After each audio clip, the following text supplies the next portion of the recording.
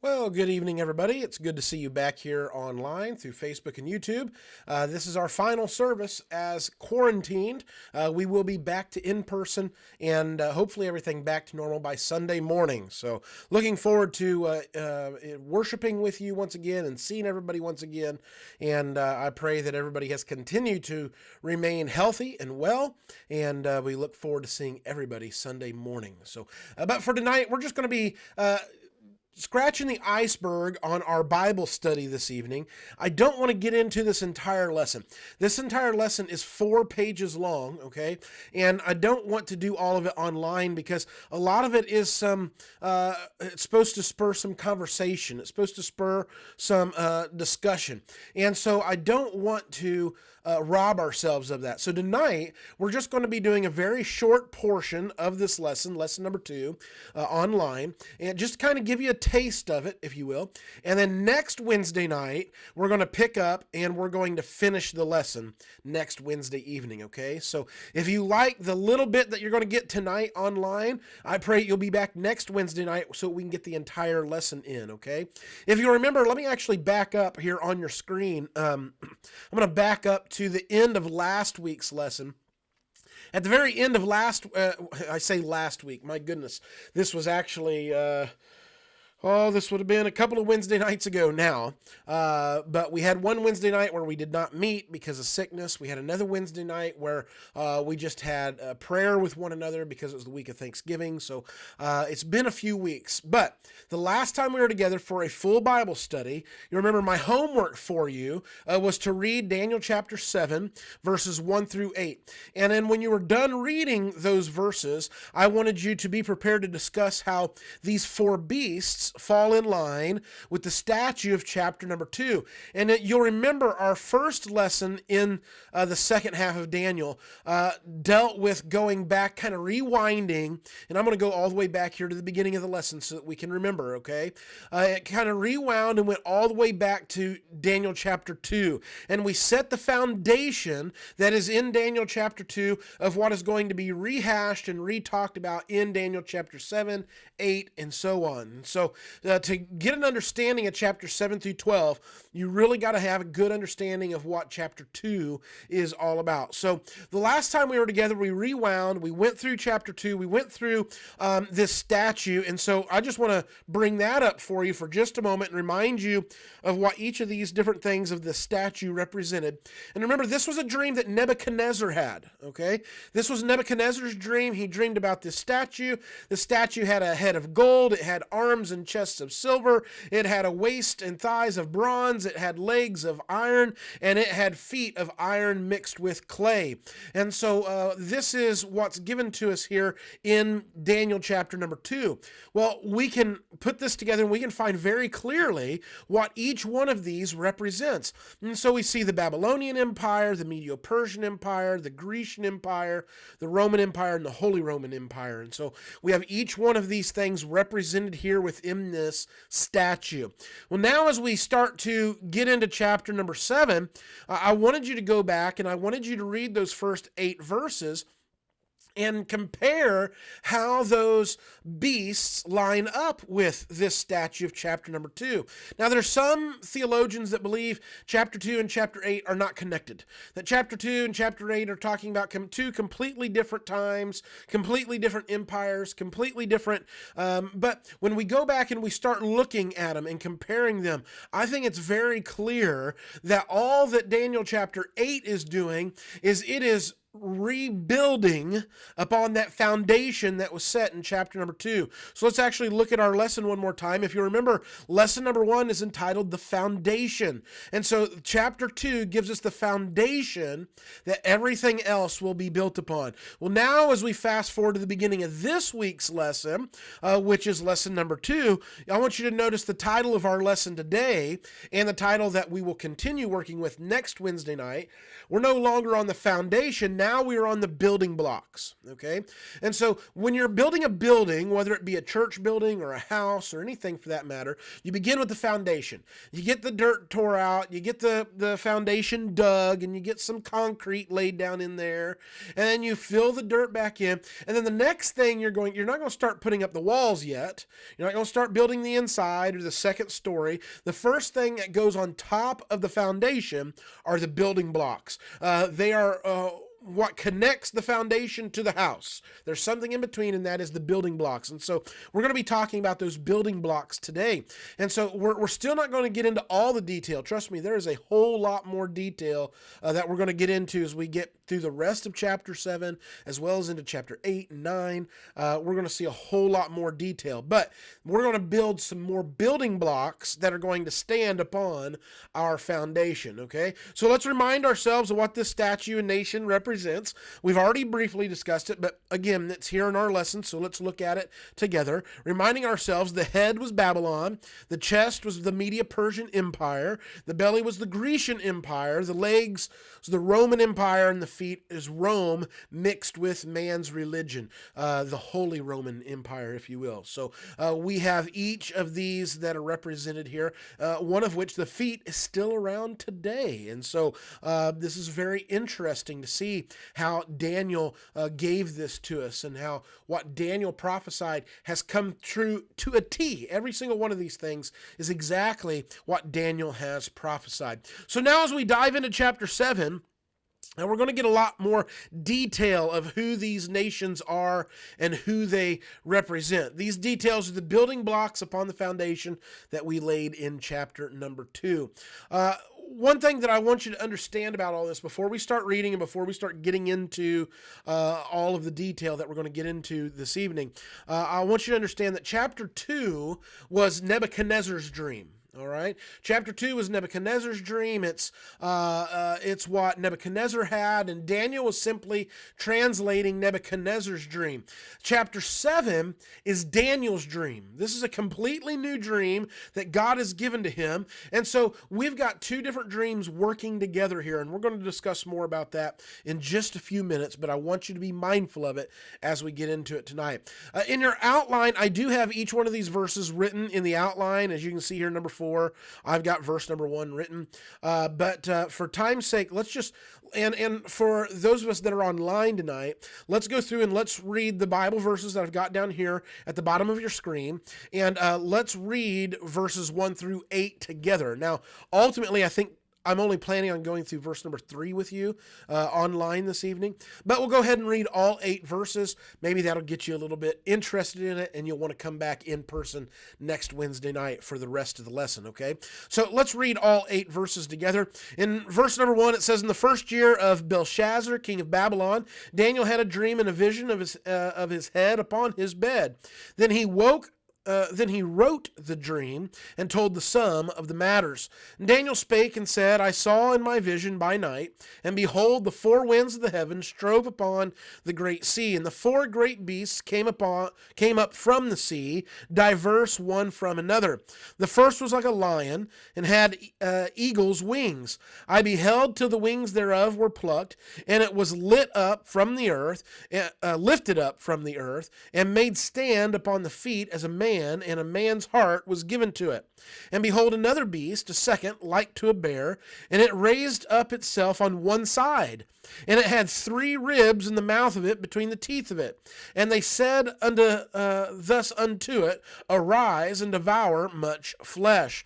And after this I beheld, and lo, another, like a leopard, which had upon the back of it 4 wings of a fowl. The beast also had 4 heads, and dominion was given to it. And after this I saw in the night vision, and behold, a 4th beast, dreadful and terrible, strong exceedingly, and it had great iron teeth. It devoured and brake in pieces, and stamped the residue with the feet of it. And it was diverse from all the beasts that were before it. And it had 10 horns. And I considered the horns, and behold, there came up among them another little horn, before whom there were 3 of the first horns plucked up by the roots. And behold, in this horn were eyes like the eyes of man, and a mouth speaking great things. Now, if you don't know anything about the end times, if you don't know anything about Daniel, you might be reading this and say, man, Daniel was going crazy at this point. This all sounds nuts. There's no such thing as these beasts. There's no such thing as a leopard with wings on its back and four heads. And this all sounds absolutely crazy. But what you've got to understand, Daniel was giving this to us. It's all symbolism. It is all symbolism, and it is showing us a picture and a parallel to what happened in chapter 2. And it's telling us that all of these things are more descriptions of the head of gold and the chest of silver and the waist of brass and the legs of iron. This is all more detail of that. And so, again, we're not going to get into all this online tonight. If you're interested in it, come next Wednesday night, and we will dive into all of it in person, okay? Tonight, we're just going to go through the first 3 verses together, kind of give you a little bit of a taste for it, okay? Daniel chapter number 1. In the first year of Belshazzar, king of Babylon, Daniel had a dream and visions of his head upon his bed. Then he wrote the dream and told the sum of the matters. This is the first verse. There's some points that we need to make about this first verse, some things that we need to learn about, all right? Number 1, Daniel finish the historical part of his book. You and I might say the autobiography, all right? Chapters 1 through 6 are about Daniel and Daniel's life. And from chapter 1 to chapter 6, we see Daniel ages quite a bit in those chapters. And so now we're in chapter number 7. He's done giving his autobiography. Now Daniel is going to go back, and he's going to write a little bit about what God has laid on his heart for himself, the things that Daniel has dreamed. You see, all of this so far is giving you the history of what's going on during the time of Daniel's life. But now Daniel's saying, hey, listen, not only did God speak to Nebuchadnezzar and I interpreted it, not only did God speak to Belshazzar and I interpreted it, Daniel's saying, listen, God spoke to me. And I want to give you some of the things that God spoke to me. And so that's what chapter 7 through 12 is God speaking to and through Daniel, and Daniel writing all of these things down for us. And so Daniel's giving us now what God has given him personally. Some of these writings in the second half of the book will concern Nebuchadnezzar. Some of them will concern Belshazzar. Some of them will concern Darius the Mede. And so some of these things are going to be going back and tying in with earlier times in his life. Once we hit chapter 7, it's no longer in order, all right? And we know that because chapter 7 starts off with the first king of Belshazzar. Well, that's going back in Daniel's life. At the end of Daniel's life, Daniel's thrown into the lion's den by the Persians. And so we know Belshazzar's already dead and gone. Belshazzar's been, he's already been conquered. But now we open up chapter 7, and Daniel is talking about the first year of Belshazzar's reign. And this is because Daniel is going back and he's telling, hey, this happened. I had this dream back when Belshazzar first became king. And so Daniel's going back and he's rehashing some of this stuff, and he's going back and he's retelling some of these things that happened in his life, all right? So chapter 7 opens up with him going back to the first year of Belshazzar's reign, which was also before the fall of Babylon. So this is before the Media and the Persian Empire took over. Daniel was still under the control of Babylon when he had this first dream, okay? Nebuchadnezzar was gone. Nebuchadnezzar had died because it tells us in verse number 1 that Belshazzar was now in power. And so Nebuchadnezzar was gone, but Daniel's dreams and visions were not. Just because Nebuchadnezzar had died did not mean that God could not still speak through Daniel. God also still spoke through Belshazzar. God spoke through Daniel. God used Shadrach, Meshach, and Abednego. God used anybody that he could. And so Nebuchadnezzar had died, but Daniel continued to receive these dreams and these visions, and he shared them, many of them, with us in the latter half of his book. So Nebuchadnezzar was gone, but Daniel was still very much on the scene and busy and doing what needed to be done. So we get all that from verse number 1. About how Belshazzar is now king. Daniel is rehashing something that took place several years earlier in his life, and he's giving us the sum of the matters. That's what the end of verse number 1 says. He told the sum of the matters. Here is what Daniel dreamed, okay? Starting at verse number 2. It says, and Daniel spake and said, I saw in my vision by night, and behold, the four winds of the heaven strove upon the great sea. So there's some detail here that we need to hash out, we need to understand, all right? The four winds that strove on the great sea. Very possible, I'm going to take it and say even probable that these are the same four winds recorded in Revelation 7:1. I'm going to take us there in the Bible program just very quickly so that you can see what I'm talking about. But Revelation chapter 7, verse number 1, look what this verse says. And it says, and after these things I saw four angels standing on the four corners of the earth, holding the four winds of the earth, that the wind should not blow on the earth, nor on the sea, nor on any tree. And so these four angels standing on the four corners of the earth, holding the four winds of the earth. Now, you and I know, unless you're a flat earther, which there's a few of them out there, we know it's been proven. We've got pictures, we've got video.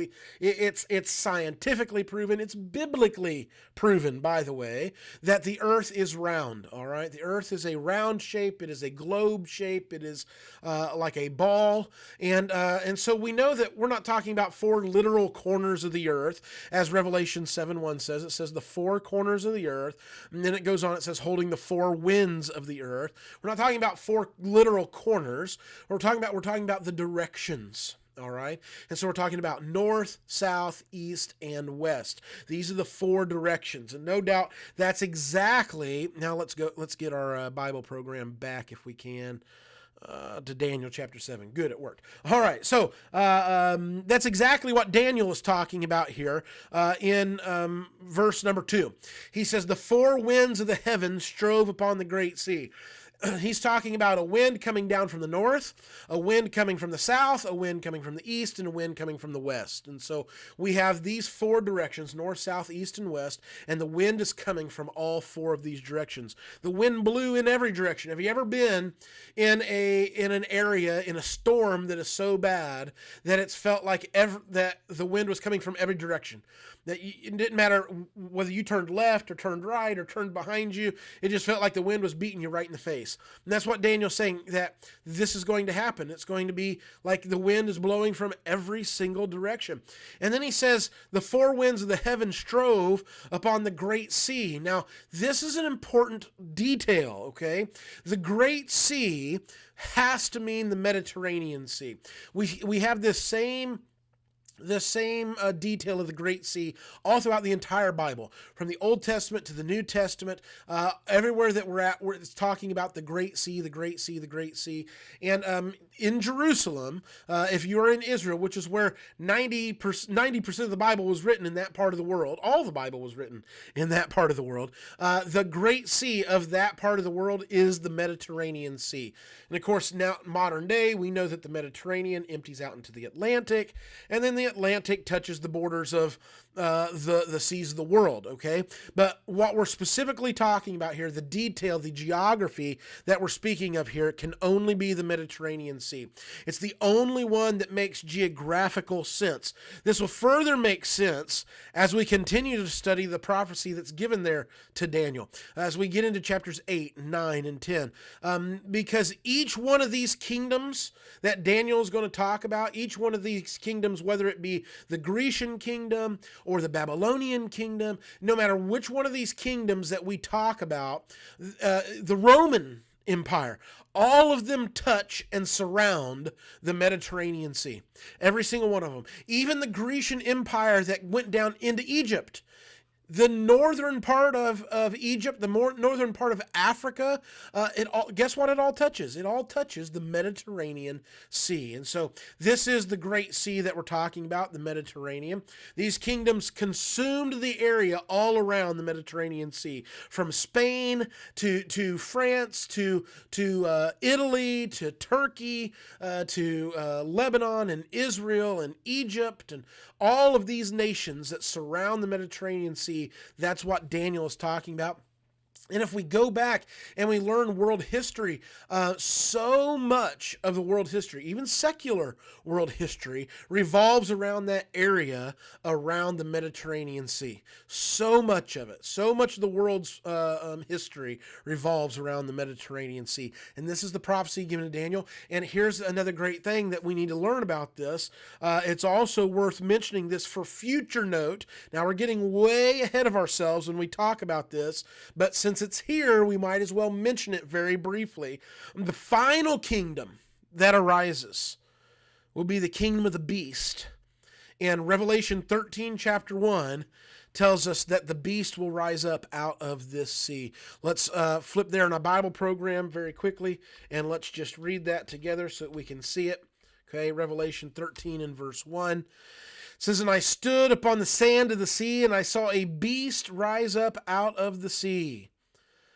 I saw a beast rise up out of the sea, having 7 heads and 10 horns." Oh, didn't we just read? Now this is John's prophecy in Revelation. But didn't we just read in Daniel's prophecy about this 4th beast having 10 horns? And look what John says, that he sees a beast rise up out of this sea, having 7 heads and 10 horns. And upon those 10 horns, crowns, and upon his heads the name of blasphemy. So we see that this beast will rise up out of the same sea. So even in the end times that we've not seen yet, I believe they're starting. I believe things are kind of ramping up and getting there. But we see the beast will rise up out of this same sea. And the beast that comes up out of the sea, we could continue reading, but we won't take the time to read there the rest of Revelation 13. But if we continued reading there, we will see that this beast will not just consume Israel, will not just consume Rome. This beast will consume the entire world. All right. So we got all of that out of verse 2. Can you believe it? All that out of verse number 2, talking about the 4 winds of the sea striving up, the 4 winds of the heavens striving upon the great sea. All right, let's continue on verse number 3. And this is going to be the final verse that we're going to look at online this evening. But again, we're going to get into the rest of these verses next Wednesday night. I want to encourage you to come. It's an awesome study. I'm really excited about it. Verse number 3, "And 4 great beasts came up from the sea, diverse one from another." So Daniel's going to give us the vision of these 4 beasts, okay, and they are symbolic. They're not literal animals. We're not going to find a leopard anywhere with wings on and 4 heads, all right? So we're not talking about literal beasts. We're talking about symbols here. They're symbolic. And each one of them is going to come up out of this sea, the great sea that we were just talking about. So all 4 beasts will come out of this sea. All right, so the first thing that we've got to understand, that is an important part right there. The 4 great beasts came up from the sea, diverse one from another.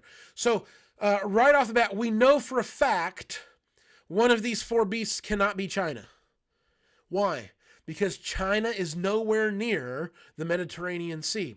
And so what are these nations? These nations have to be nations that at one point or another have been by this sea, that have come up out of this sea, the Mediterranean Sea. So that is a very, very important point here in verse number 3. This dream consists of 4 beasts that come up out of the sea.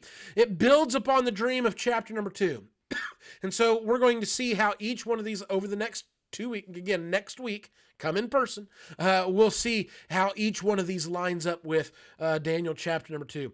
The differences between these 2 dreams can be seen like this. And we talked about this briefly earlier, but now let's get into a little bit more detail. In chapter number 2, Nebuchadnezzar saw the imposing outward power, the splendor of these Gentile nations, the geography. He saw the power of them. He saw, when Daniel explained that head of gold, he said, "Nebuchadnezzar, you are that head of gold. You are powerful, you are mighty, you have all this land." But then he continues on, he says, this one's going to be bigger and this one's going to be better. And so he's talking about the geography and the power of these nations. And so it's the outward appearance of the Gentile nations in chapter number 2. But now as we get into chapter number 7, Daniel's vision is going to show the true inward character of these Gentile nations. And so it's going to look at the characteristics. It's going to look at, well, what is it about Babylon? What is it about Rome? What is it about Greece? What made these special? How do we know that these are here? And as we get into some of this detail, you are going to be shocked at how much of this detail for the waste of brass lines up perfectly with the Grecian Empire. You're going to be shocked. How the chest of silver lines up perfectly with the Persian Empire. You're going to be shocked. There's no denying it when we start looking at it, we start learning about it, we start reading it and studying it. So I'm excited about it. This is just scratching the surface. We've only looked at the first three verses, and we've already seen some really, really good stuff. Next week, we're going to be in person, and we're going to start looking at the detail of the four beasts. So I want to encourage you to come out next Wednesday night, be with us in person. If this interests you, if you like this topic, I want to challenge you to come out and be with us next Wednesday, okay? As far as tonight, I'm going to end there, all right? I hope I'm leaving you on a little bit of a cliffhanger where you want to come back and learn more, okay? So starting next week, next Wednesday night, we will pick right up at verse number 4, and we'll start learning about what each one of these beasts are and how they represent the empires of chapter 2. Thank you for being with me this evening. I hope that you enjoyed it. I hope that you have a good week. I pray that you continue to stay healthy, continue to stay well, and we will see everyone Sunday morning, okay? God bless you. Have a wonderful week. Thank you.